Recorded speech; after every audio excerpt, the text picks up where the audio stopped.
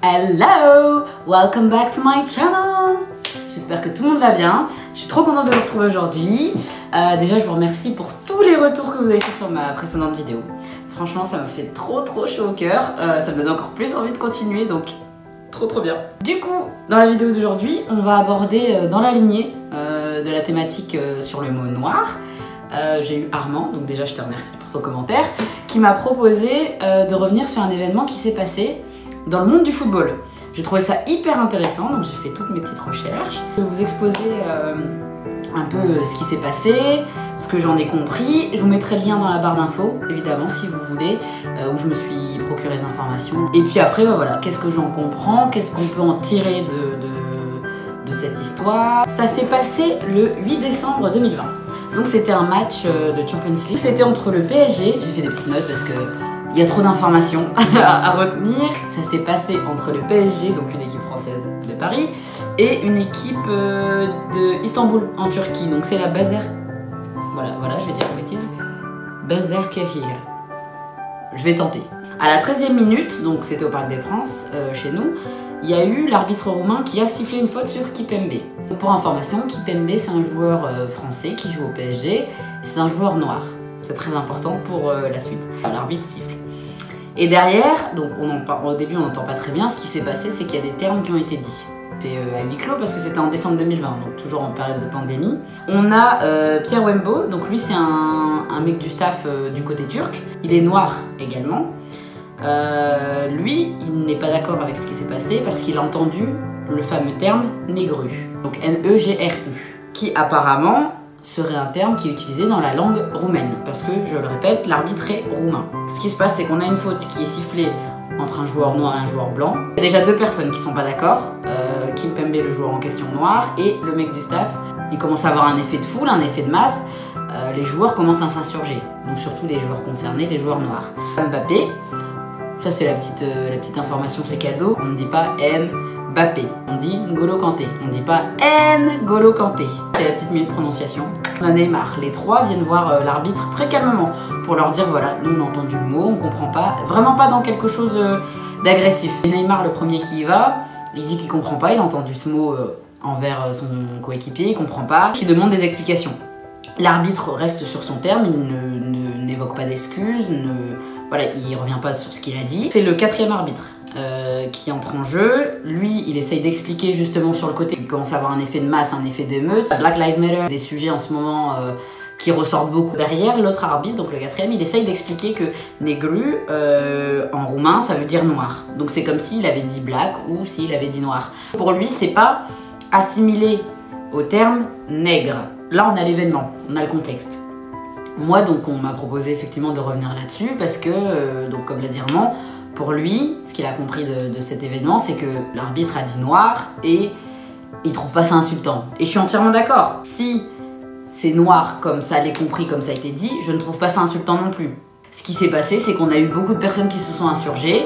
On a eu un terme qui n'est pas du tout bien passé. Et moi, ma question, qu'est-ce qui a été réellement dit ? En tout cas pensé. Est-ce que, effectivement, moi je ne connais pas le roumain, est-ce que négru veut dire noir de façon littérale, comme nous, voilà, black en anglais veut dire noir, point. Ce qui est important, c'est que si à travers négru, ou négru, je ne sais pas comment on le prononce, il a voulu dire nègre, là on arrive sur quelque chose qui est problématique. Je ne sais pas ce que les personnes ont compris. Est-ce que pour eux, négru, ça a eu une connotation raciste comme le mot nègre, et là, très clairement, je le comprends et je le soutiens. Le terme nègre, ça vient du temps des colons.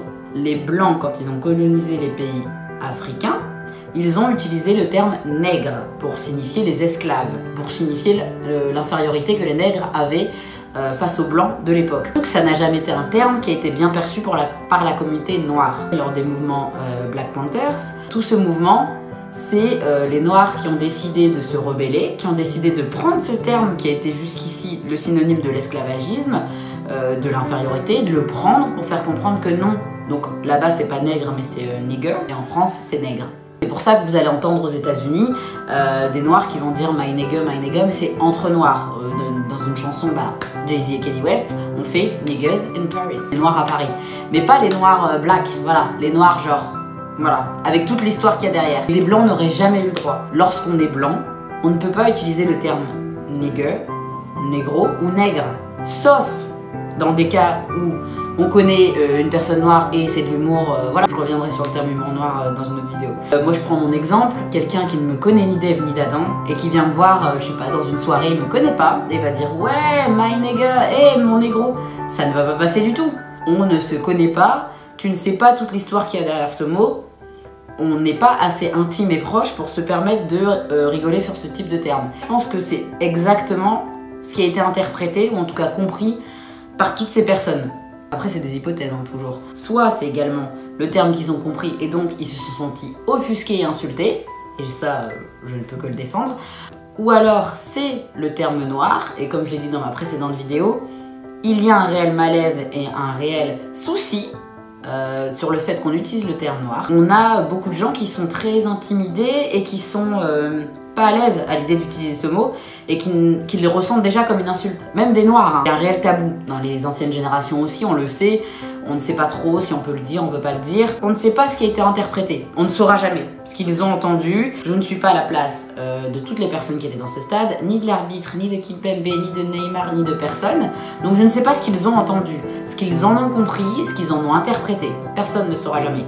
Mais le fait est, toute l'équipe, donc tout le PSG a demandé que l'arbitre en question sorte. Donc l'arbitre principal n'a pas su réagir face à cet événement parce qu'il s'est senti dépassé. C'est parti en grosse discussion, en gros débat. Il faut se mettre à leur place. Si ils ont ressenti ça comme une insulte, on n'était pas du tout sur un débat calme et serein. Le match s'est interrompu. Les joueurs ont décidé, si vous ne sortez pas cet arbitre, on arrête le match. Ne sachant pas se positionner, l'arbitre principal n'a pas réussi à dire oui je le sors, non je le sors pas, vous sortez du terrain. Ce qui s'est passé pour la première fois de la Champions League, les joueurs ont décidé d'arrêter le match. Ça s'est passé le 8 décembre 2020, donc c'est il n'y a pas longtemps. Un contexte qui est très tendu, toutes les révélations et le fait que les Noirs ont décidé de ne plus se laisser faire face à des actes racistes, le moindre faux pas ne passe plus. Et là, on en a la preuve. Je suis là pour défendre personne. Moi, j'essaye juste de mettre en valeur cette situation qui est clairement le reflet de la société actuelle. Si c'est le terme noir et que réellement c'est ce qu'il a voulu dire et c'est ce qu'ils ont compris, eh ben je suis désolée. Est-ce que les noirs en question vivent mal le fait d'être noirs? Est-ce que pour eux c'est une insulte qu'on leur dise qu'ils soient noirs? Je n'en sais rien. Le fait est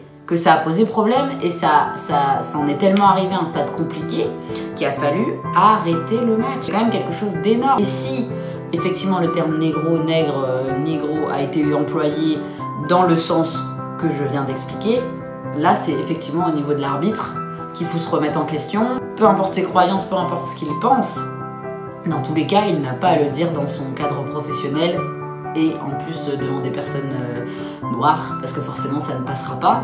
Voilà la petite vidéo du jour sur l'événement qui s'est passé lors d'un match de foot. Je suis super contente qu'on me l'ait proposé parce que du coup j'ai fait une petite recherche, c'était trop intéressant, j'adore. Vraiment c'est pour ça que j'ai fait cette chaîne, j'adore le fait qu'on m'envoie des idées de thèmes, qu'on réponde, qu'on interagisse, c'est hyper enrichissant. J'espère que vous, ça vous a appris des choses aussi et que ça vous fera aussi peut-être cogiter. Si vous avez des questions, évidemment, vous me les écrivez en dessous de la vidéo. Mais je sens que ça peut partir très loin cette histoire, donc c'est vraiment cool. En tout cas, merci pour vos soutiens, merci pour vos petits likes, pour vos commentaires, pour vos abonnements, parce que ça me fait trop chaud au cœur. Merci de commenter, de partager, je vois tout ça, je vois sur tous les réseaux, ça me fait trop plaisir. Ça me donne encore plus envie de continuer parce que je vois ce qu'on fait et c'est génial. Qu'on puisse réfléchir tous ensemble à ces petits sujets de société, qu'on discute, qu'on échange et de manière toujours bienveillante et hyper polie, et ça, mais je vous remercie énormément. Donc j'espère qu'on continuera encore loin tous ensemble, et puis je vous dis à la prochaine vidéo, à samedi prochain.